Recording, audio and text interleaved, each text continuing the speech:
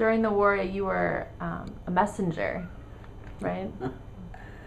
Well, Oh, everyone was so caught up in this war, I'll tell you. And they had a class at the Port Dickinson Fire Station.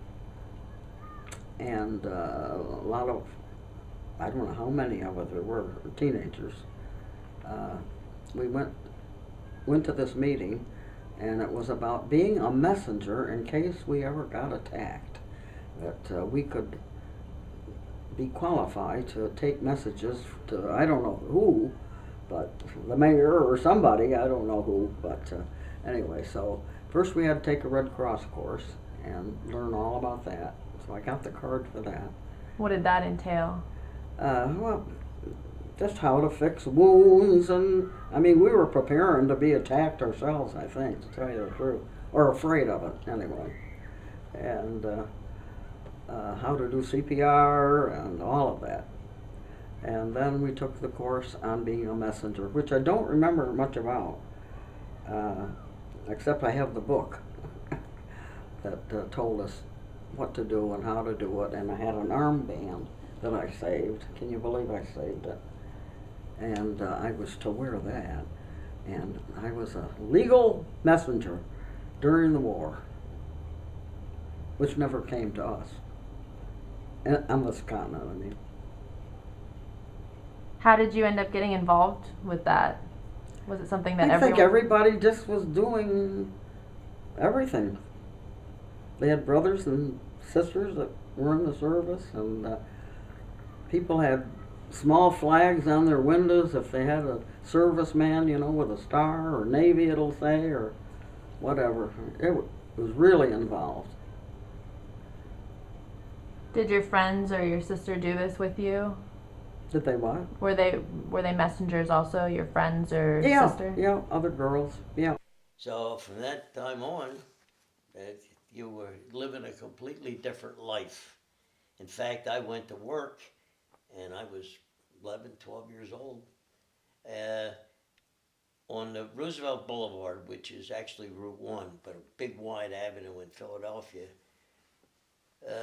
In the basement of a very large house, a guy had a saw, cutting saw and all, and all the kids in the school I went to worked for him. We were making boxes for ammunition for the Navy. Boxes about, I'd say about what, 2 foot wide, 10 cents a box. You hammer it and all, and it was interesting, you know. So you mentioned earlier working for the Hoover Sweeper Company as your wartime contribution. Can you discuss a little bit more about the service you provided making the lining for the helmets, and how long you worked there, and what kind of environment you worked in, given that you were contributing to the war effort? Well, so was everybody. The whole plant. We weren't making any sweepers, first of all. They were making tons of different things. My little area was making helmet line. Honest to goodness, I think we made millions of them. And it was a typical lunchbox community. We had a small department, and the presses were there bringing them out, and then we would take the crude helmet liners, and we would file away the burrs from the side and then start stapling in the leather. And we all came with box lunches, your lunch pail, and 8-hour days all summer long, 5 days a week, and sometimes time and a half. Sometimes we would work Saturday. And that was good money, of course, for a kid. And for the workers. And you mentioned that your parents lived on property that became part of Fort A.P. Hill, is that correct? Right. Could you tell me a little bit about that? Well, it was originally, the property originally belonged to my mother's parents who raised her.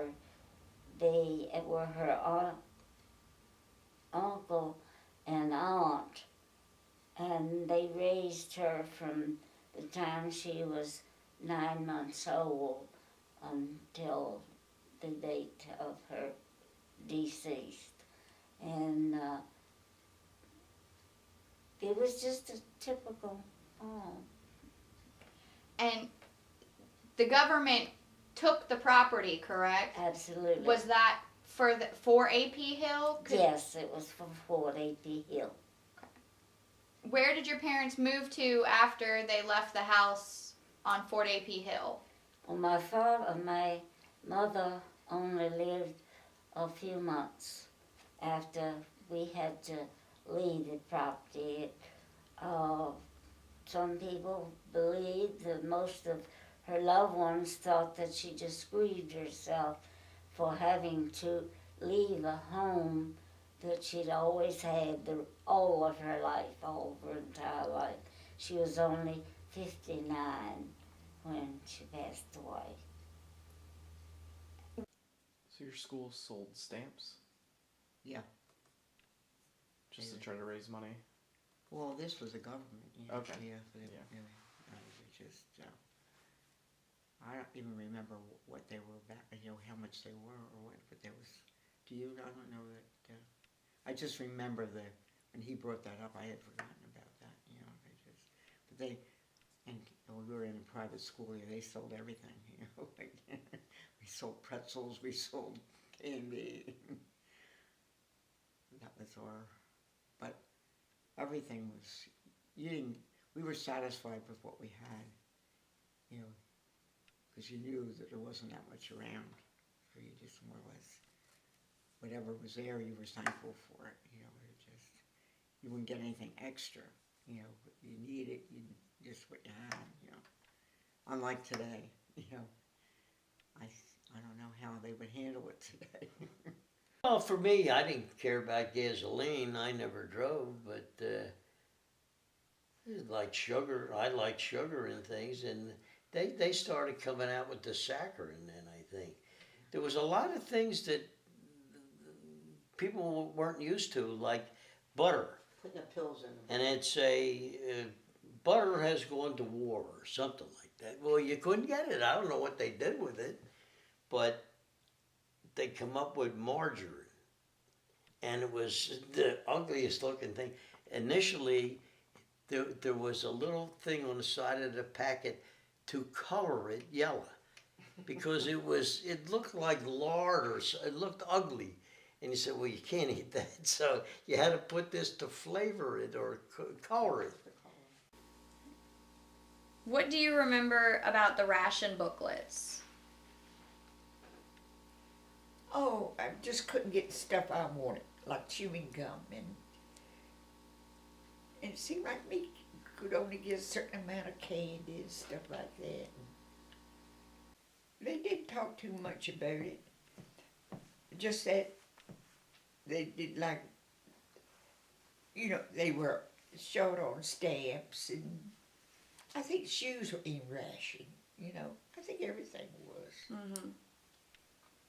Gas was. Of course, there was a lot of black market stuff going on too, and I'm sure my dad bought some. I would think, because Mama used to make a lot of cakes. But I do remember some things that we had ration books. We had sugar ration books with little coupons in them that we could take to the store, and gas rationing, and for your cars, and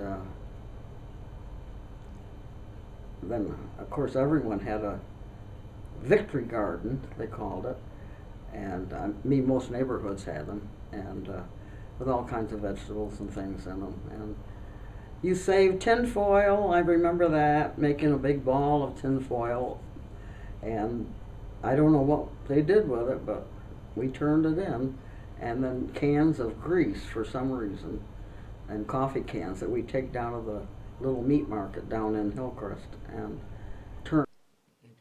When was he drafted? Do you remember? I can tell you exactly. I graduated from grammar school in 44. I'm 43 or 44. Okay. Because when I graduated from high school, he was a very family man. And it really hurt me. He wasn't able to be at the graduation. In fact, we didn't even know where he was at that point, and it was very traumatic for me. They never adjusted to my brother's death. I mean, I remember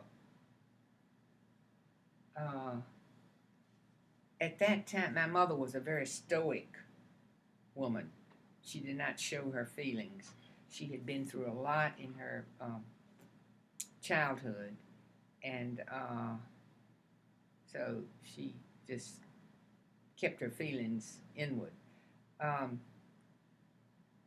And I remember when, at that time, when a man was killed, when a service person was killed, that there had been some arrangement, the way I understand it, that somebody close to the family would receive the telegram and then go to the family. And I remember my uncle, my mother's brother, who lived in Lynchburg at that time, coming to the house. I remember that vividly because I was there and Mother was there. And I remember it was almost as if she knew what was going to happen. But I can see my father crying at the breakfast table. That was really something.